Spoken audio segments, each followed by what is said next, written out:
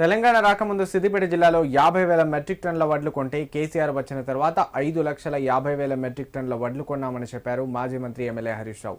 24 గంటల కరెంటు, కాళేశ్వరం జలాలతో పంట దిగుబడి పెరిగిందన్నారు. భూముల విలువలు పెరిగాయి. కాంగ్రెస్ అధికారంలోకి వచ్చాక భూముల రేట్లు పూర్తిగా తగ్గిపోయాయన్నారు. సిద్దిపేట జిల్లా నంగునూరు మండలం సిద్దన్నపేట మార్కెట్ యార్డును మాజీ మంత్రి ఎమ్మెల్యే హరీష్ రావు సందర్శించారు. ఈ సందర్భంగా ఆయన మాట్లాడారు. ధాన్యం దళార్ల పాలైందని, కొనుగోలు కేంద్రాల్లో ధాన్యం కొనుగోలు చేసుకున్నా ప్రభుత్వం ఎలాంటి చర్యలు తీసుకోవడం లేదన్నారు. వడ్లు కొనుక్కుంటే అధికారులు మిల్లర్లపై చర్యలు తీసుకోవడం లేదన్నారు. మద్యం అమ్ముకుంటే చర్యలు తీసుకుంటున్నారని, చిన్నపిల్లలకు మహిళలకు తాగించాలా అంటూ ఎక్సైజ్ అధికారులు తలలు పట్టుకుంటున్నారన్నారు. ఎన్నికల్లో ఇచ్చిన హామీ మేరకు యాసంగి పంట ప్రారంభం కాకముందే రైతులందరికీ ఎకరానికి 15,000 ఇవ్వాలన్నారు.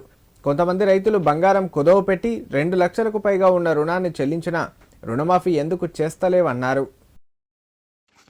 రాష్ట్రంలో వడ్ల కొనుగోలు నత్తనడక నడుస్తూ ఉంది. అటు పత్తి రైతులు, ఇటు వడ్లు పండించిన రైతులు మద్దతు ధర రాక తల్లడిల్లుతున్న పరిస్థితి ఉన్నది. ముఖ్యంగా ఈరోజు అధికారంలో ఉన్న కాంగ్రెస్ ప్రభుత్వం పత్తి, వడ్లు కొనుగోలు చేయడంలో పూర్తిగా విఫలమైంది. గతంలో కేసీఆర్ గారు ఉండగా ఒక్కొక్క సెంటర్లో కొన్న వడ్లలో సగం వడ్లు కూడా ఈసారి కొనుగోలు జరగడం లేదు. ఈరోజు మనమున్న సిద్దన్నపేట వడ్ల కొనుగోలు కేంద్రం చూసినట్టయితే గతంలో 40 లారీల వడ్లు కొంటే ఈసారి 20 లారీలు కూడా దాటే పరిస్థితి లేదు.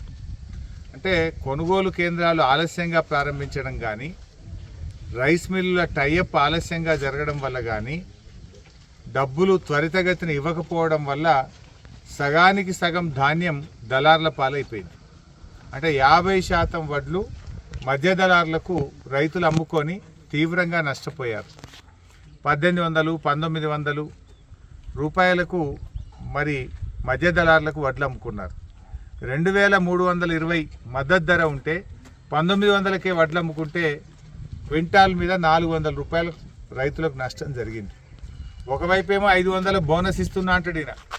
బోనస్ మాట దేవుడికి కానీ మద్దతు ధర మీద 400 లోపలికైంది. అంటే ఒక క్వింటల్ మీద బోనస్ 500, తుట్టి 400, 900 రూపాయలు, 1000 రూపాయలు రైతులకు తీవ్రంగా నష్టం జరిగింది. మరి కాంగ్రెస్ ప్రభుత్వం వచ్చిన తర్వాత ఈ వానకాలంకు రైతు బంధు డబ్బులు వేయనే లేదు. కనీసం పెట్టుబడి సాయం చేయలేదు. వడ్లన్న సరిగా కొంటుడేమో అంటే ఆ వడ్లు కూడా సరిగా కొనలేదు. పెట్టుబడి సాయము లేదు, వడ్లు కొనే దిక్కు లేకుండా అయిపోయింది. అంటే ఈ రకంగా రేవంత్ రెడ్డి గారు రైతులంటే చిన్న చూపు చూస్తూ ఉన్నారు. ఎప్పుడైనా కేసీఆర్ గారు ఉంటే కరోనా కష్టకాలంలో కూడా అన్నీ పక్కన పెట్టి రైతు బంధు సాయం చేసిండు కేసీఆర్. ఇలా అన్నీ ఉన్న రైతును పక్కకు పెట్టి అన్నీ చేస్తుండు ఎవరు? రేవంత్ రెడ్డి. అన్నీ ఉన్నాయి కానీ అన్ని పనులు చేస్తుండు, రైతును మాత్రం పక్కకు పెట్టిండు రేవంత్ రెడ్డి. ఎందుకు పక్కకు పెట్టాలి? నువ్వు 150,000 కోట్లతో మూసి పునరుద్ధరణ చేస్తా అంటావు, 1,000 కోట్ల రూపాయలు కాంట్రాక్టర్లకు బిల్లులు ఇస్తా అంటావు, కానీ రైతు అనే వరకే మొండి చేయి చూపిస్తున్నావు.